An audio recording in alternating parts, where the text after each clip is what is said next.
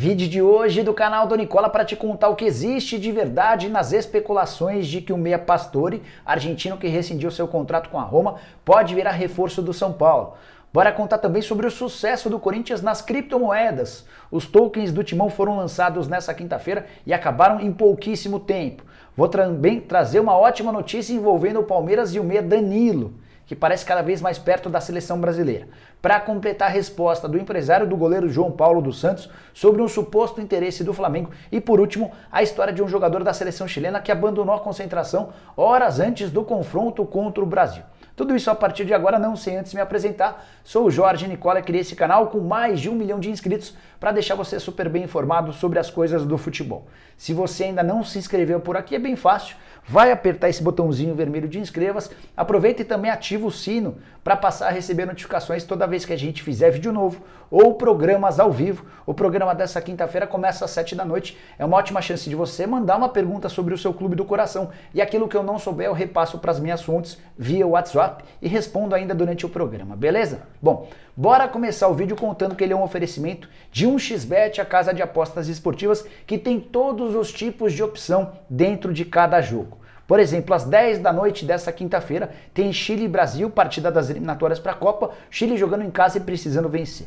Sugiro que você pegue o link que eu vou deixar no comentário fixo e abra o site da 1xBet para conferir todas as várias opções dentro desse jogo.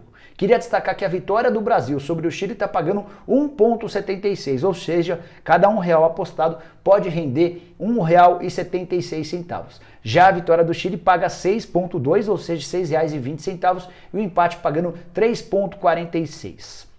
Só para arrematar, é importante lembrar que usando o cupom Nicola você ainda tem 100% de bônus no valor do seu primeiro depósito e o apostador iniciante que perder sua aposta na 1xBet tem até $10 devolvidos pela casa. Bom, agora sim, bora começar o vídeo para falar sobre o jogador do Chile que abandonou a seleção ou a concentração horas antes do confronto contra a seleção brasileira. Trata-se de Robbie Robinson. Ele é um americano, nascido numa cidade chamada Camden, na Carolina do Sul.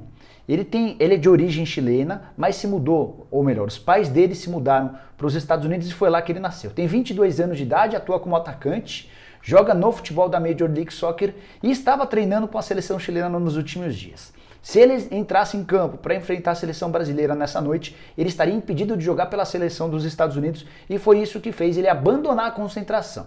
A frase dele foi a seguinte: decidi voltar à Flórida para tirar um tempo para avaliar qual seleção vou representar enquanto ajudo o Inter Miami, o time dele, a chegar aos playoffs. O que aconteceu nos bastidores? Por que o cara abandonou a seleção ou a concentração às vésperas de jogar contra o Brasil? Tocou o telefone do Robbie Robinson e do outro lado da linha uma pessoa da Federação de Futebol dos Estados Unidos afirmando que ele vai ter espaço para jogar na seleção americana. Foi o suficiente para que ele desistisse do sonho de atuar pela seleção chilena, seleção com a qual ele tem bem menos envolvimento, até por ter nascido nos Estados Unidos e defender um time dos Estados Unidos. Só para completar, não confunda o Robin Robinson com o Ben Brereton. Não, Ben Brereton. Acho que é assim que se fala. Esse é um jogador inglês, também de 22 anos de idade, que surgiu na seleção chilena durante a Copa América. Fez boa Copa América, é bom jogador. Ele atua no Blackburn, da segunda divisão do futebol inglês. Esse cara continua à disposição da seleção chilena e o Chile havia feito uma nova tentativa de repatriar ou de contratar esse jogador, o Robbie Robinson, mas ao que tudo indica, o futuro dele será na seleção americana. Bora falar agora sobre Flamengo, mais especificamente esse boato de que o João Paulo, goleiro do Santos, pode virar reforço rubro-negro. Contei para vocês que essa informação surgiu muito forte. Nas redes sociais ao longo da quarta-feira, havia mandado mensagem para o Luiz Taveira, que é o empresário, o representante do João Paulo. Era muito tarde, ele acabou não respondendo e eu conversei apenas nessa quinta-feira com o Taveira. E o Taveira afirmou que não existe nem sequer sondagem por parte de dirigentes do Flamengo. Ninguém procurou nem o Santos, nem os representantes do atleta para estabelecer qualquer tipo de conversa. Só para completar, legal afirmar que o João Paulo renovou recentemente seu contrato com o Santos, tem contrato longo, o salário também foi bem melhorado e o atleta vive a melhor fase da sua carreira. Hoje o objetivo do João Paulo é tentar conquistar títulos pelo Santos e chegar à seleção brasileira. Ele vislumbra a possibilidade de aparecer oportunidade muito em breve, especialmente pela fase, tem sido o goleiro com mais defesas difíceis no Campeonato Brasileiro. Você que é rubro-negro, usa o espaço para comentários para dizer qual seria o goleiro dos seus sonhos? O rubro-negro precisa de uma contratação de um goleiro? Vale a lembrança de que o contrato de Diego Alves com o Flamengo termina em dezembro e até agora nem se iniciou a discussão a respeito de uma renovação, uma prorrogação desse vínculo. Só antes de mudar de assunto, lembrar que o Sérgio Romero, goleiro argentino que disputou a Copa do Mundo e pertencia ao Manchester United, também foi especulado no Flamengo. Ouvi de um dirigente do Flamengo que não tem absolutamente nada a não ser especulações. O Flamengo não confirma o interesse. Bora falar agora sobre o São Paulo e essa história de que Pastore, meio argentino de 32 anos de idade, pode virar reforço do São Paulo. Ele rescindiu no domingo o contrato com a Roma, mas bem antes disso, quando ainda tinha vínculo com o clube italiano, já especulavam lá na Itália sobre o interesse do São Paulo na contratação do Pastore. Os primeiros boatos surgiram no mês de março, e a imprensa italiana afirmou que o Crespo era um dos grandes defensores da ideia da contratação do Pastore. Jogador de muita qualidade, de muito recurso, que foi bem com a camisa do PSG, chegou a ser convocado, peça frequente nas convocações da seleção argentina, mas desde que se mudou para Roma, caiu demais seu futebol. Foram 3 temporadas com mais ou menos 30 jogos. Foi muito mais reserva do que titular, tinha contrato até 2023 e chegou a um acordo para a rescisão desse contrato de forma antecipada. O São Paulo até pode estar buscando um meio atacante, mas de acordo com o Carlos Belmonte, não será esse jogador o Pastore. Primeiro por causa da condição financeira do São Paulo. O São Paulo atravessa uma fase horrorosa, muita dificuldade. Os 2 mais novos reforços, o Calleri e o Gabriel Neves, chegaram por conta de condições extremamente vantajosas, de empréstimo baixo de R$1,5 milhão cada um e com salários ainda menores. Contei para vocês no vídeo de hoje cedo que a soma dos salários do Calleri e do Gabriel Neves equivale a mais ou menos metade daquilo que ganha o Daniel Alves. Se você não assistiu ao vídeo, vou deixar o link para que você possa ver. Só para arrematar, enquanto atleta da Roma, o Pastore ganhava 4,5 milhões de euros ou 27 milhões e 700 mil reais por temporada, dividindo por 12, e ele tinha vencimentos na casa de 2 milhões e 300 mil reais. É cada vez mais difícil imaginar que ele continue na Europa, até porque as janelas já estão fechando. O fato dele estar livre até não o impede de fechar com algum clube, mas já começaram rumores de que ele pode voltar para a América do Sul, mais especificamente para o Tajeres. Clube pequeno, com condições financeiras ainda menores do que as do São Paulo. Antes, alguns meses atrás, o Al Duhail, que é do Catar, e o Atlanta United dos Estados Unidos haviam sondado a possibilidade de contratá-lo, mas até agora não abriram negociações. Quero trazer outra informação exclusiva, falar um pouquinho a respeito do Palmeiras e mais especificamente do Danilo, meia volante de 20 anos de idade, que acabou conquistando nos últimos tempos uma vaga de titular absoluto, deixando para trás o Patrick de Paula e o Gabriel Menino, que surgiram antes que ele, que eram muito mais badalados que ele. O Gabriel Menino, por exemplo, chegou a ser convocado para a seleção brasileira. O Patrick de Paula foi especulado em alguns grandes clubes, como por exemplo o Atlético de Madrid, e teve também uma sondagem do Olympique de Marselha. Se o Gerson não tivesse ido para o Marselha, é possível que o alvo do São Paulo fosse justamente o Patrick de Paula. O Danilo, com muito menos holofotes, ganhou a condição de titular e é hoje super elogiado.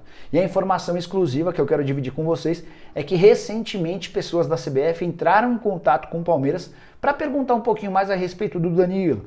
Comportamento dentro de campo, comportamento fora de campo, estilo de jogo, como é que ele é no dia a dia, leitura tática e as palavras ditas pelos dirigentes do Palmeiras e também por membros da comissão técnica foram as melhores possíveis. Até porque o Danilo não é um cara que dá trabalho, não dá problema, super tranquilo, obedece, escuta, absorve bem as críticas e até por isso tem evoluído bastante. A impressão que essa pessoa do Palmeiras com quem eu conversei antes de gravar o vídeo, essa impressão é de que a qualquer momento o Tite vai chamar o Danilo.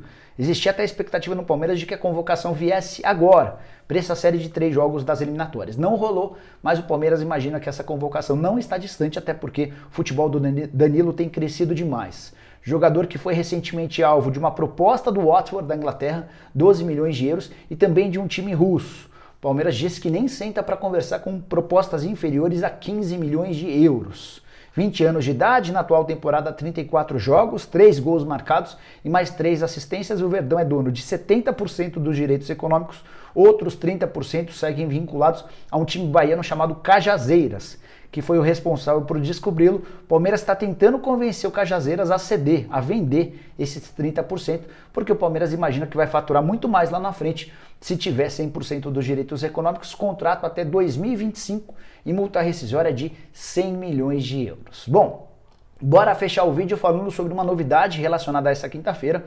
Nessa manhã o Corinthians lançou seus tokens, que são moedas, são criptomoedas. O Atlético Mineiro foi o primeiro clube brasileiro a aderir a esse mundo das criptomoedas. E aí lança-se 850 mil tokens que ficam à disposição do mercado. O Atlético precisou de quase um dia para vender todos os tokens. Já as comercializações desses tokens dos corintianos durou pouco mais de 2 horas. E só não acabou mais cedo porque houve tanta demanda, houve tanta procura, que o sistema de venda das criptomoedas acabou demorando um pouquinho na hora da confirmação da venda. Cada criptomoeda era vendida por $2, ou seja, arrecadou-se 1.700.000 dólares.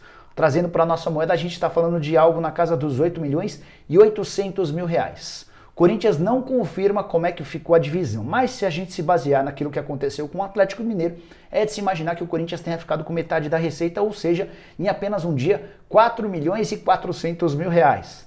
Dá para pagar com essa grana os salários, pelo menos de um mês, do Roger Guedes, do William, do Juliano e do Renato Augusto. Olha que legal essa ação. Em um dia só, o Corinthians foi capaz de arrecadar dinheiro para pagar o salário de toda essa galera. É importante, cada torcedor ou cada pessoa que comprasse as criptomoedas do Corinthians poderia comprar no máximo 50 tokens, que a ideia era que mais gente pudesse participar.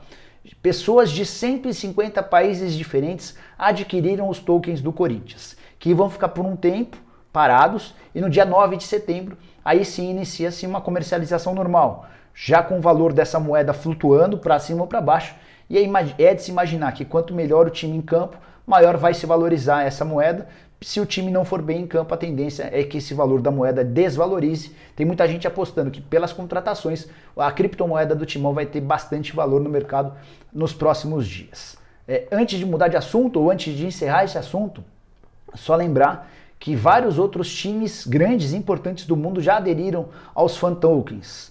O Manchester City, o PSG, a Fórmula 1 acaba de aderir, a gente também vai ter times da NBA trabalhando com os fan tokens, tudo para tentar aumentar a rentabilidade e gerar novas receitas. O São Paulo, ao que tudo indica, será o próximo clube brasileiro a aderir aos fan tokens.